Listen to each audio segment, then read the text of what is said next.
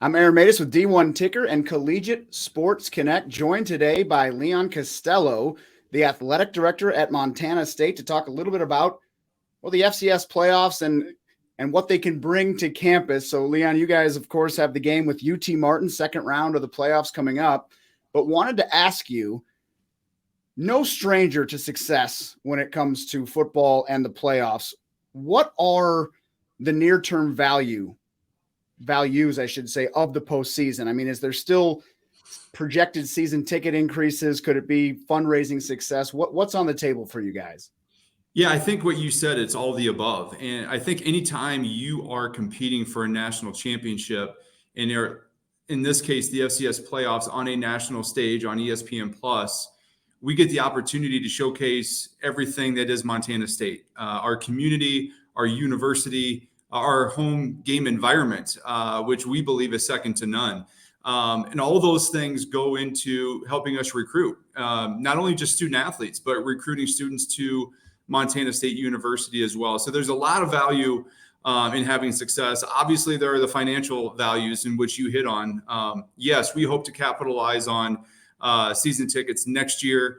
We hope to capitalize on some fundraising and continue our facility progress with our master plan that we have going on. So there's a lot of value that we see that comes with success. But I think, first and foremost, the first thing is showcasing what we love about this university and our fans and the environment that they bring really helps us recruit the right student athletes that we need at this place. But also, we have a first-year head coach, and I think this has helped us attract quality coaches as well. I think a lot of times we do the story or speak to schools that maybe are having success with football after years where the wins were hard to come by. So wanted to ask you, how much financial upside is there still in your football pro forma? Is it, can you increase 20, 30, 50% year over year or down the road, I guess I should say? And or do you max out with so much success? Yeah, it's a great question. And it's something that we look at all the time because football is one of our main, if not the main driver here at MSU for our external revenues. We increased this year by about 10% as far as our season tickets sales this year. And we didn't play last, in the spring semester. We decided to take that off. But we had some great years building up to this, went to the semifinals in 2019 for the first time in 35 years. And I think all that leads into, the next year's sales. And as we look at it, we have probably about 20% of our stadium that isn't sold on a season basis, whether that means allotted for students or ones that we have through corporate partnerships or just season tickets that we sell. And so there is definitely an upside that we can capture and we hope to capture. But then also, if you look at all of our season tickets have a required seat contribution through our scholarship association, which goes directly to funding our student athlete scholarships. And we have not touched that, for many years. And there's we can recalculate those and we can adjust those in which we can generate more revenue. But we feel there's a fine balance between that. There has to be the demand for the tickets that people want to come before we start, adjusting maybe what that is on the backside for the required seat contribution. So I do believe it just in tickets alone, there's probably about a 20% upside that we can see right away. But then there's a lot of value on the backside that we can have as well. But then that's not even talking about the fundraising success that we can have based on the success that we have on the field. We just opened our Bobcat Athletic Complex here this year. That was on the heels of having a lot of success on the field. And if we can continue this success, we hope to have more fundraising success to build on our facility plan that we have in place. Yeah, and I suppose fundraising is always that, you can go to regardless, or as long as you're having success, that helps the fundraising. I did want to ask, just because you brought it up, was there any, this might be a reach, was there any silver lining to not playing in the spring last year? Was there something you gained by taking that time out and just maybe reevaluating something you hadn't taken a look at in a while? It's a great question. And I think for us, there's a couple things that really jump out to me right away. One is being in the state of Montana, knowing what the weather is like here. We don't have an indoor facility with turf to be able to prepare to get our kids ready to prepare for Division I football competition like we do in July when the weather here is great. So sending them outside in chilly temperatures with probably snow or ice on the field does not prepare our team to get ready to play. And so from a health and safety perspective, I didn't feel we were doing our student athletes their best interest by putting them out there with the risk of injury being so high.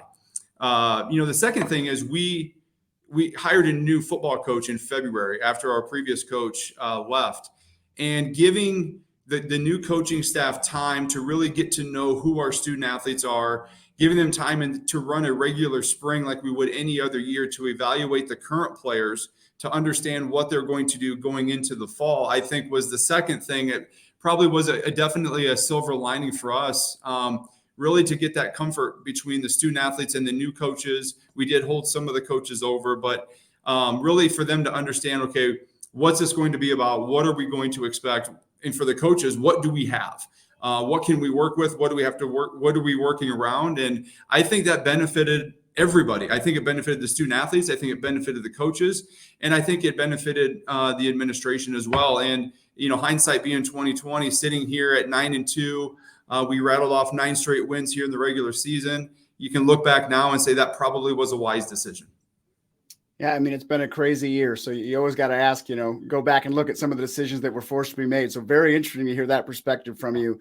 You mentioned the Bobcat Complex a little earlier. Now that it's up and running, catch us up on maybe what's next on your list and any other facilities progress. Yeah, I'm glad that you asked. One of the reasons we went with this project first is because it impacted all of our student athletes, and maybe not directly, but really for the space that it opened in our current facilities of the football program vacating those spaces. Now it opens up all these other spaces that we get to utilize for other programs. And the football locker room that we had is going to be converted into other locker rooms for men's and women's basketball. We have a volleyball locker room renovation project going on right now. We have the funding for all of those, and so those are underway.